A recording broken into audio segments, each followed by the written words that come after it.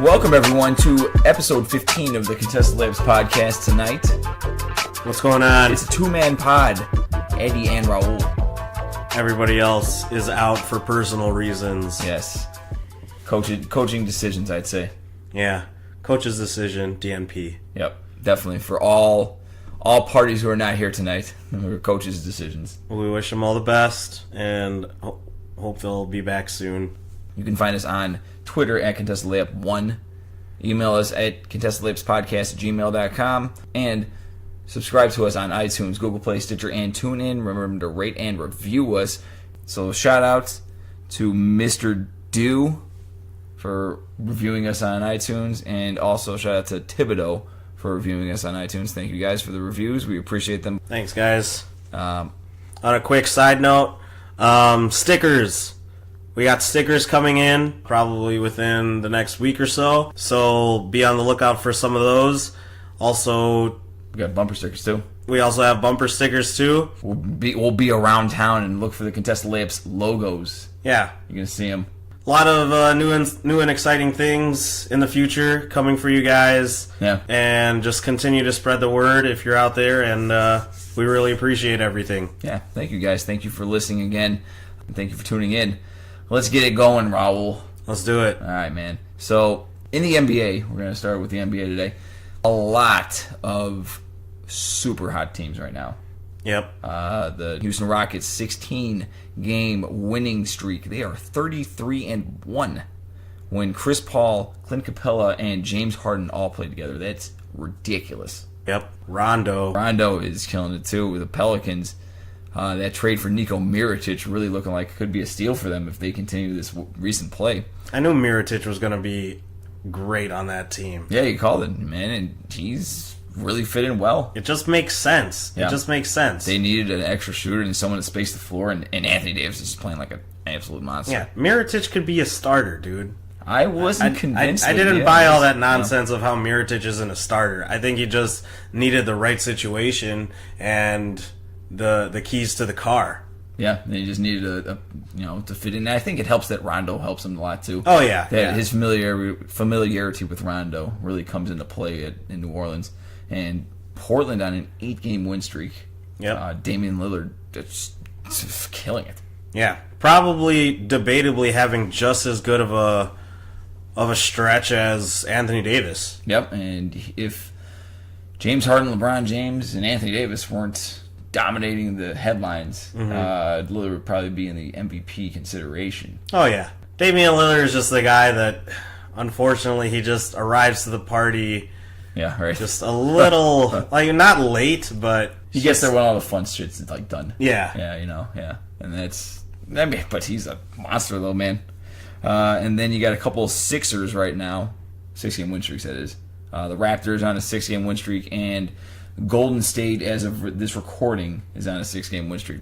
So that brings me to this question: who is having the most successful season out of those 5 teams that are on big win streaks? I would put it like this: kind of think of like building the franchise, Yeah. and which team took a step toward a championship ultimately. Yeah. Like, I mean, it's And a out of fair those question. teams, other than Golden State, Houston and Toronto have made the most stride. Okay. Obviously, Houston, they're the number 1 seed in a very tough Western Conference. We have 51 wins or something like that. Yeah, right now. dude. Yeah. And obviously the win streak with them, with Harden and Capella and Chris Paul, 33-1. That's amazing. That's unbelievable. They're looking pretty unstoppable right now. Yep. I don't think the Rockets really care so much about the regular season record. Nor should they. Yeah, I think everybody has their eye on the prize right now, and I think James Harden, it's championship or bust. And Chris Paul too. Yeah, Chris Paul's never made. I mean, past for the all second those round. guys, Yeah, for all those guys. Yeah. Trevor Ariza's a champion before. Yeah, exactly. So they did a really good job of filling out that team. That roster is very well constructed. I agree. Yeah. Even with getting Joe Johnson, just extra firepower and just another guy who just knows he knows where he fits in. Yeah, you bring him in there for a veteran presence to just do his job. Right, exactly. We don't need you to do we already have James Harden and Chris Paul and Eric Gordon. We don't need another guy. We don't need ISO Joe. Yeah. We just need you to go sit in the corner, hit some threes, and if it comes down to it, play a little bit of defense. Fill your role. Yeah. Okay. The Rockets need to get to the conference finals and not get blown out by Golden State. Have it be a good series. Yeah. If they have a good series, then I think they could hold their heads up high. Okay. Or obviously, if they win the championship, then that was the goal all along. Of course, yeah. And with Toronto, it's you got to get to the conference finals and not even just get there. You need to get past it because they already didn't they make the conference finals before? Made it 2 years ago, yeah. Yeah. So now they're looking to get to the next step. I think they want to play LeBron because he's been the guy to ruin their dreams so many times. Toronto's the interesting case because their bench is so deep. Yeah. And they've gone 8, 9, 10 deep for the whole year. In the playoffs, your bench is going to shrink, and that's usually how it goes. I'm going to be interested to see what Dwayne Casey does in the playoffs. Will he play that 10 deep that he has played, or will he shrink the bench and kind of go with a playoff rotation?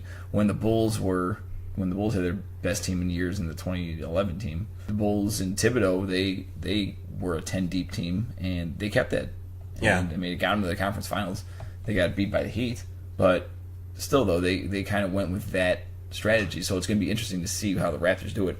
I think to answer that question, Houston and a close second, New Orleans, right now, is the way that they're looking since the DeMarcus Cousins injury. So I'd agree everything that you said with Houston.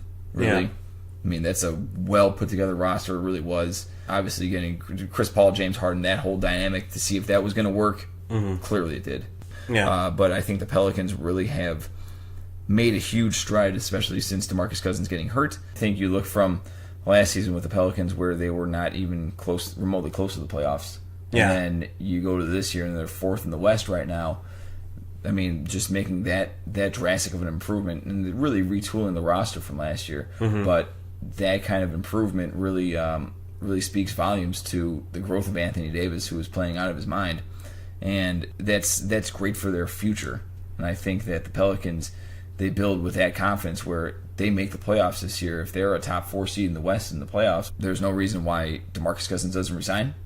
There's no reason why Nico Mirotic doesn't get his option picked up, and then the Pelicans are a force next year. You're looking at a team that can compete for a championship next year, I strongly think. Yeah, still tons of room to grow. Yeah, so that's what I'm saying. I think the Pelicans really made the best really have had the biggest jump to success. Portland's really making a great strides right now with the way Lillard's been playing, but I'd say more New Orleans. I think that was kind of the shock. They were outskirts looking in before the All-Star break, and now they're just rolling. Yeah, I definitely would have New Orleans over Portland. But yeah, I mean, again, don't sleep on Portland either, because there were a lot of growing pains with Portland. And in the beginning of the season, Nurkic had a lot of trouble just fitting in and getting worked into the offense. Yep, and now he's playing much better. Now it's just all day. Yeah, Nurkic has been playing excellent, really. I mean, there's no doubt about it. Yeah, that's a huge difference. Yeah, that is, and that was what they needed for him. Really, he's probably the guy who makes them go more than anyone on that team. Yeah, and that was what they expected when they traded for him last year, and then he got hurt. And if he's going, man, he carried them in the playoffs for Portland. Oh yeah, for sure. Yeah, definitely. So speaking of the playoffs, over the All-Star break, and we are very late on this, on the Contested Layups podcast. We're very sorry, everybody. But the NBA is considering a change to their playoff format. Obviously, it's not happening this year. Probably won't happen next year, but maybe in 2019, 2020 would probably be the earliest it would happen. The change is each conference would remain the same. The top 8 seeds in each conference would make it. But then, once the playoffs start, the teams would be reseeded. Meaning that if one conference is the lowest team or the team with the lowest amount of wins has 47 or something like that, and then another conference, the team with the lowest amount of wins has 38. Hypothetically, that'd be a really shitty conference. But if that's the case, then each team will get reseeded, where the number 1 seed, regardless of conference, will play the number 16 seed. 2 versus 15, 3 versus 14, just like the NCAA tournament, which is coming up next week. So, figured it was a good time to talk about this. All right. What do you think, man? Right, I hate it. right now, if this scenario, this format was the start for this season, Houston will be playing Milwaukee. Golden State will be playing Miami's 2-15. Toronto, the 3 seed. The Clippers, the 14 seed. Boston, the 4 seed. Philadelphia, the 13 seed. Portland, the 5 seed. Oklahoma City, the 12 seed. Cleveland, the 6 seed. Indiana, the 11 seed. New Orleans, the 7 seed. Washington, the 10 seed. And San Antonio, the 8 seed. Minnesota, the 9 seed. Why do you hate it? It sounds horrible. I don't want to see any of this shit. Golden State will beat Miami in 3 games somehow. Not even 4 games. Like, come on, dude. I don't want to watch Houston versus Milwaukee. Okay, but okay, this is stupid. Well, but it's the same concept. It's not. In the way it's set up now, is a 1 seed going to be an 8 seed? No. Or is 8 seed going to be a 1 seed? No. It depends on the conference. It never when does it happen? I mean, you have a decent shot at it happening this year in the Western Conference and in the Eastern Conference. In both conferences, you have a quality teams. Seed 3 to 8 in the West right now all have the same records. I know. I know. But still, though, it would make for a better conference finals, you'd think, if things maybe, I don't know, like I don't think so. Maybe not this year, like how it's structured, because the winner of the 1 seed would play the 8-9 seed. It'd probably be Houston versus San Antonio. The winner of the 4 versus 13 plays the winner of the 5 and 12, and that'd be Boston versus Portland, Oklahoma City.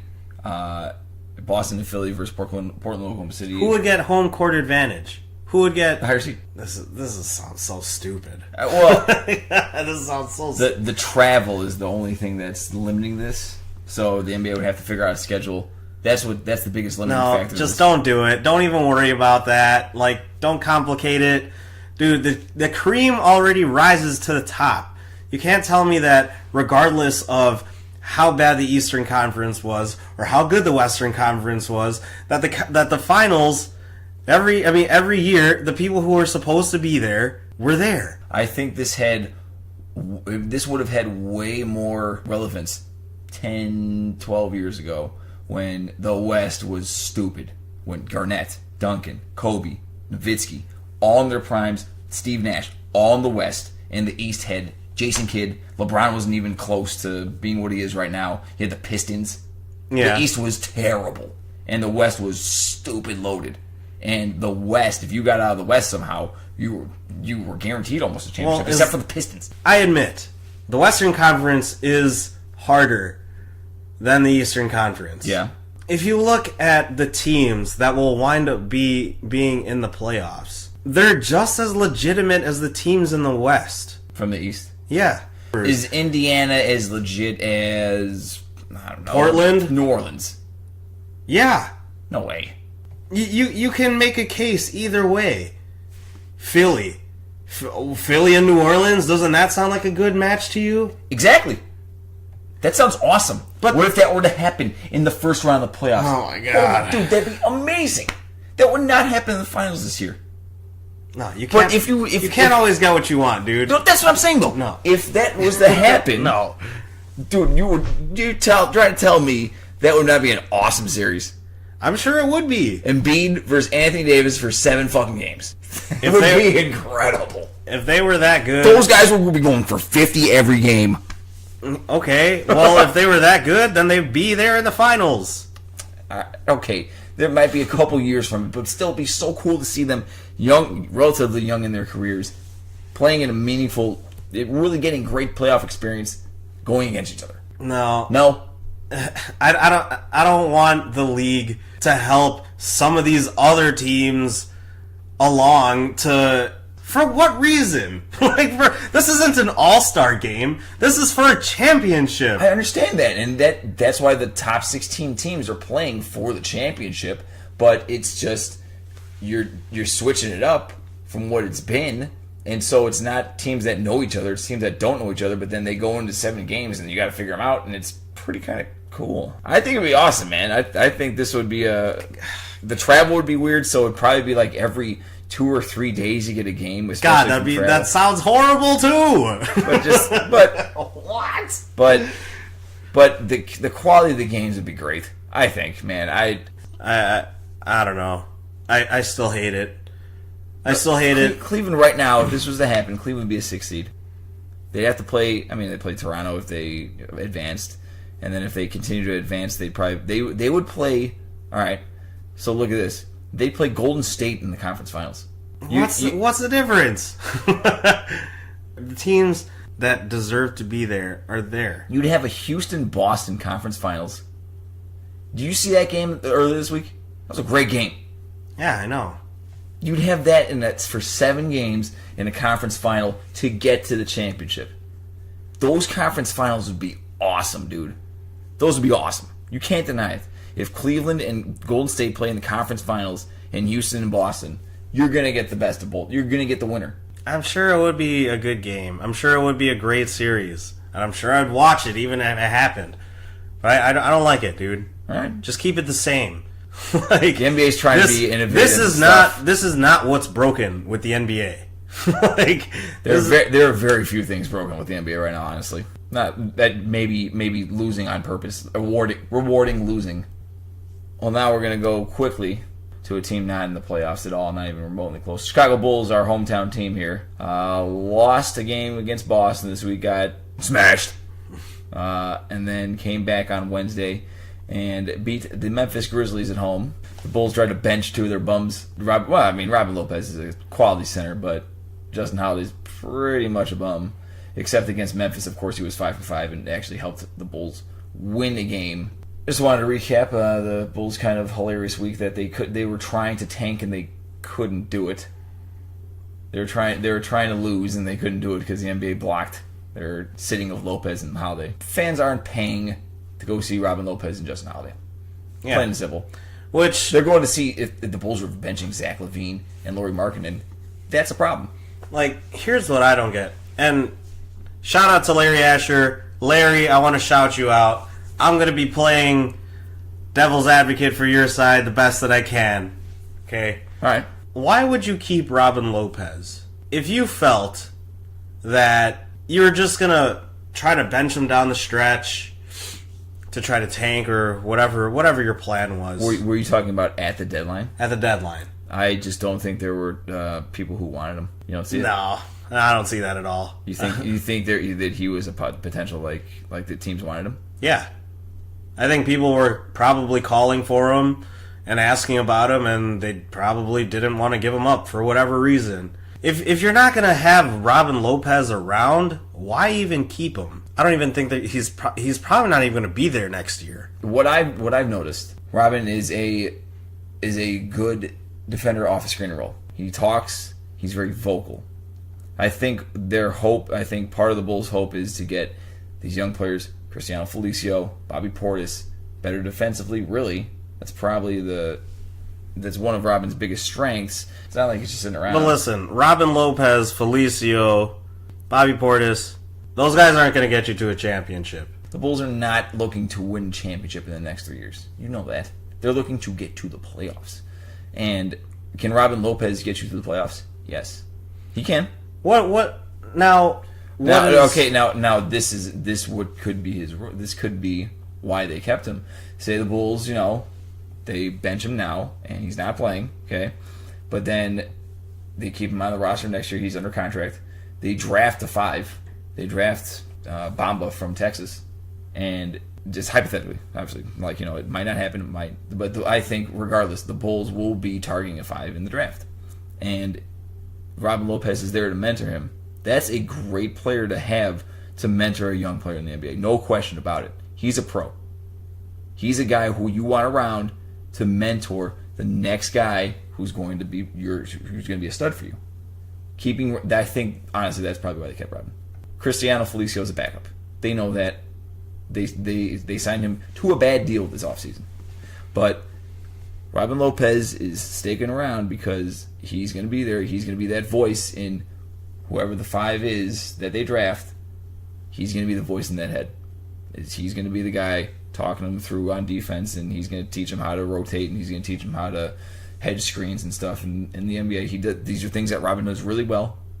He might teach them how to do that little funky hook shot that he does too. But Robin's a pro, man, and having a veteran guy around that will be good for next year. Regardless, the Bulls will be trying to make the playoffs next year. I just don't understand the importance of making the playoffs if you're not gonna go for a championship. The problem is, do you remember when the Oklahoma City Thunder barely made the playoffs and they played the Lakers and they lost 4-2? Yeah, but they grew a ton because they were competitive as hell with that Lakers team who wound up winning the championship in 2010 or whatever that was, or 2009, something like that. Okay, Durant was like in his second or third year. Westbrook might be in his first or second year or whatever, and they were super competitive. It took a Paul Gasol amazing shot to beat them in Game 6 in Oklahoma City. Yeah. The next year they were like the 2 or 3 seed, and then the next season after that they were in the finals against LeBron and they lost. That's what you do. You make the playoffs. No, the Oklahoma City Thunder were not going to win, but they had a young unit that knew that they needed that playoff experience, and they got it, and they soared from there. The Bulls, I'm not saying that the Bulls can beat Oklahoma City. They don't have a player like Kevin Durant, but that's what's going to happen. But that right there, that's exactly the difference. That the Bulls don't have a player like Kevin Durant. Well, okay, how often does a player like Kevin Durant come along? It's not just like a Kevin Durant. It's you don't have a special player. And to me, it doesn't really matter if Chris Dunn, Zach LaVine, Lauri Markkanen learn how to win together right now. All right. Because there's no guarantee of how long these guys are going to be playing together. So even if you are even if right now you're rebuilding around these guys, right, that doesn't mean that 1, the rebuild is going to be successful, and 2, that these guys are going to be the guys that you actually wind up rebuilding around. I will cite the Lakers when Kobe was still there. They were trying to start rebuilding too, so they drafted D'Angelo Russell. They tried bringing in Mozgov. They tried bringing in people like Luol Deng. They were trying to make it work around and start the rebuilding phase around this young guy, D'Angelo Russell. Brought in Timothy Mozgov to try to fucking be their big guy or whatever, I guess. Right. And what happens when Lonzo Ball comes around? Bye, D'Angelo Russell. We're starting over again. Now you have fucking Brandon Ingram there, Julius Randle, and more of a core that is all in their first year together, and they didn't have to fucking win games together before. They started right now. Okay, that's fair, but look how long it took them to get there. They lost for 3-4 seasons before they were able to get Lonzo Ball. But there's nothing guaranteeing that just because they won these games together or whatever, that they're playing together now, or even if they look really good right now, that doesn't mean anything, because it can all just not even wind up being there next year. No, or within the next 2 years. Those players will be there next year for the Bulls. So that's something that you kind of want to see, and that you hope. That's how you build a team. Is that players are cohesive, they play with each other, and then they build with each other when they're young. The special players, you don't know who is going to be special. If you knew who was going to be special, James Harden would be drafted number 1. Or Steph Curry would be drafted number 1, then James Harden number 2. That's not how it went. James Harden was the 3rd pick, Steph Curry was an 8th pick. Johnny Flynn got taken before him. That just alludes to the fact that you don't know what's going to happen. In any NBA, in any draft, you have no idea. And that's why I still don't agree that losses will get you where you need to go. But you're increasing your odds by bringing in another lottery pick, if you could. The Bulls will have a lottery pick. I mean, they will. And they'll lose the games that they should lose. It's highly unlikely that they're going to win games that they should lose. What will happen They is should lose every game, though. no, they should beat Memphis. Memphis is a shit team. Imagine it like this, all right? If you go to the park, Raul, okay, and you're playing against a bunch of fucking 16-year-olds, all right? Okay. And you're a middle-aged man, and you're playing with your friends who are also middle-aged, okay? Okay. You want to beat them, right? That's how Memphis was. Memphis is a bunch of D-leaguers right now. Who the fuck did they have on that team? Dylan Brooks, Kobe Simmons. These guys weren't drafted. They were second-round picks.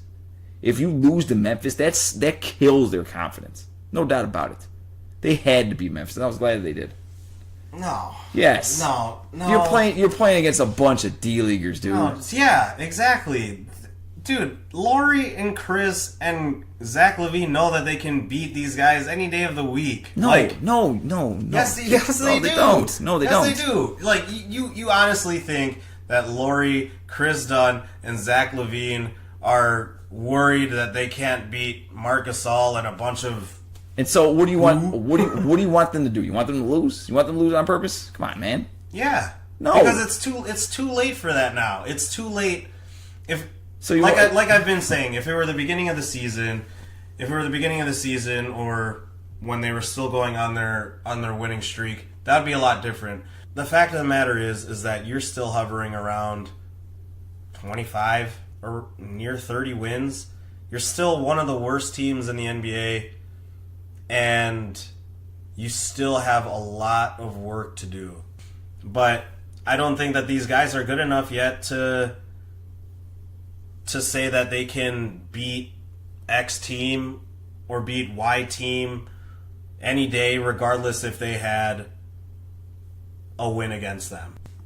Truthfully, I don't think the Bulls got any better. I think that some of the players on the Bulls have gotten better. I think the players' confidences have gone up. I think Laurie's a lot more confident. Well, Laurie's been pretty confident since he got in the league. But that's fine, and that's Chris good. Dunn's gotten a lot more confident. Yeah. That's good as an individual player. Yeah. But as a team, they're still not good. The team that I saw at the beginning of the season Right.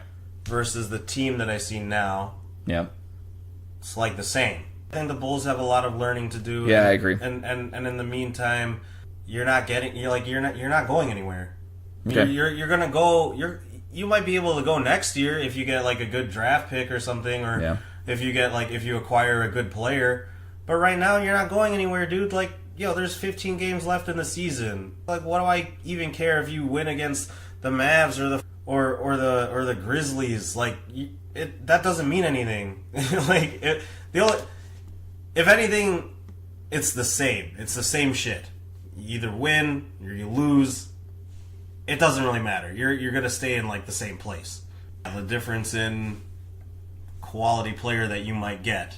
Well, I mean, Toronto was third. there are a lot of players that can. Yeah. You know. But unless you're gonna win every fucking game now, it doesn't really matter if you're winning 1 or 2 games against whoever. Okay. We were going to make that Bulls talk quick, and that was not quick. That's okay. All right. We are going to wrap up. Final thoughts, man.